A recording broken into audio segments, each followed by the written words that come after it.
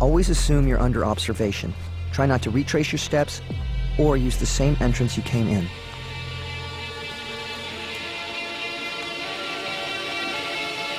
In this building, and in many others, there is a way out you've probably never considered.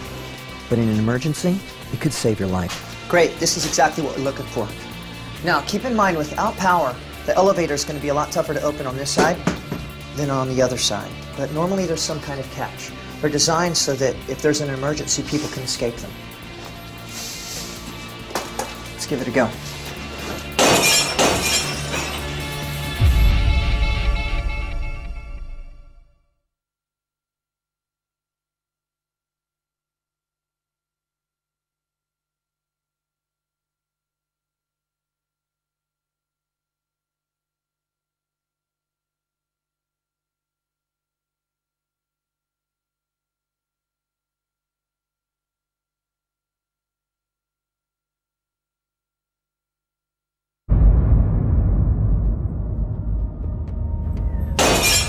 I'm leaving the outskirts and moving towards the city center with one main goal: finding a place that could become my new base.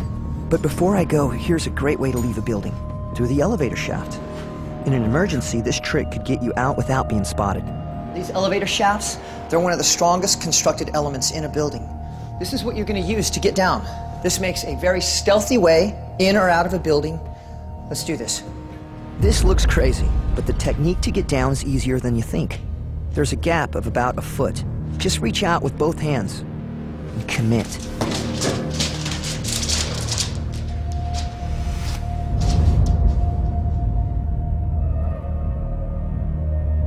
Make sure your feet are pressing tight against the cable as well. This will give your arms a break.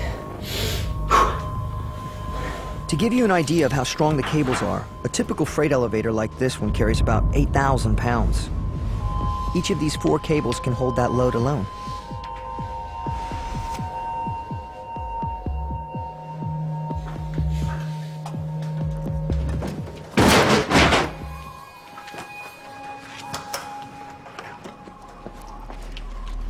I'm moving towards downtown. That should give us the best chance to find a more secure base. But since the city has a residential district along the way, I want to check it out. As disaster unfolds, residential neighborhoods like this could become conflict areas. Many people's natural instinct is to leave, take as many of their belongings as they can, and head for the roads. It's called the flight response.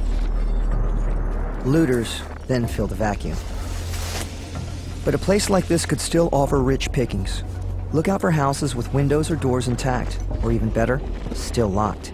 I know it's totally counterintuitive that we're going to break this door in, but this is not somebody's home anymore. This is your survival. This is your way to your next mission. There's some good tools, resources, maybe food that we could use in here.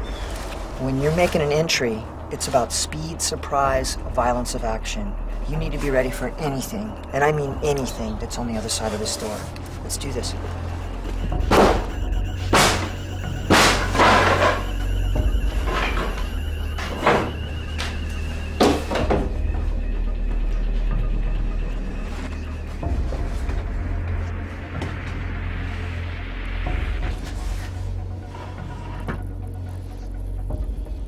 You see this?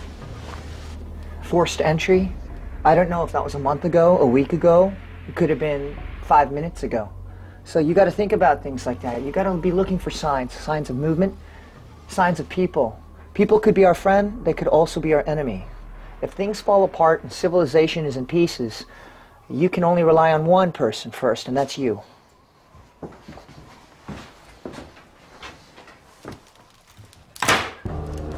Basements are a great place to scavenge because that's where many families store their emergency supplies. It smells damp in here. See all kinds of water damage, wood's rotten.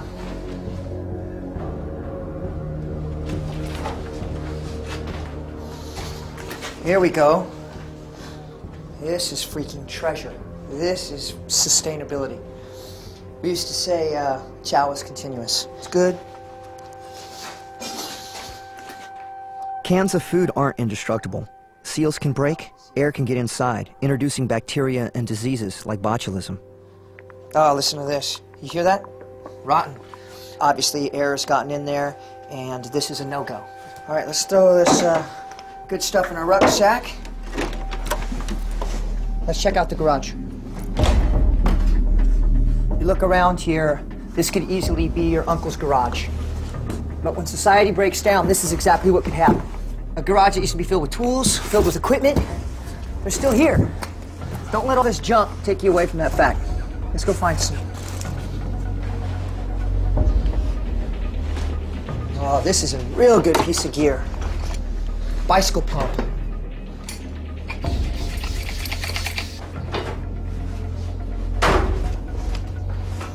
Sterno. This can be fuel. This could be fire starting material. This has a lot of different uses. Seal's good. It's busted up, but we still got some good stuff inside of there. So this is going with us for sure.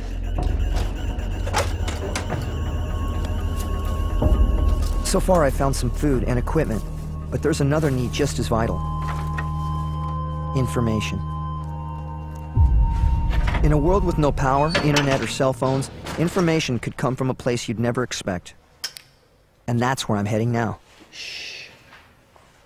Library.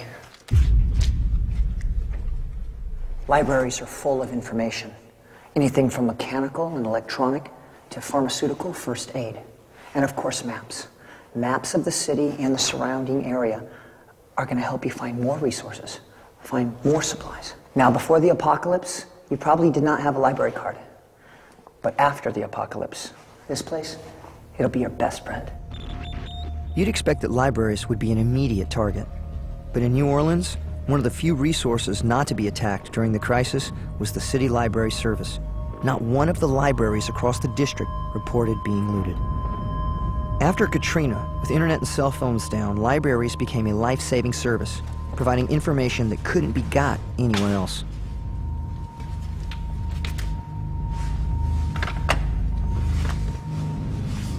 To use them, think back to grade school when you probably learned the Dewey Decimal System. 912, Mike 32. That's how books are cataloged, placed in a specific repeatable order that makes them easy to find.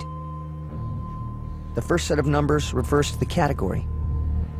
Geography and mapping is in the 900s.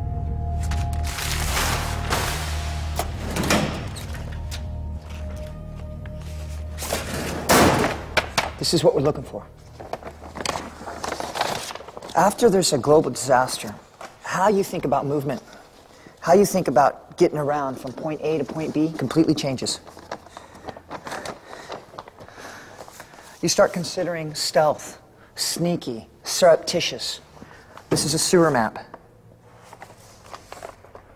And this could save your life.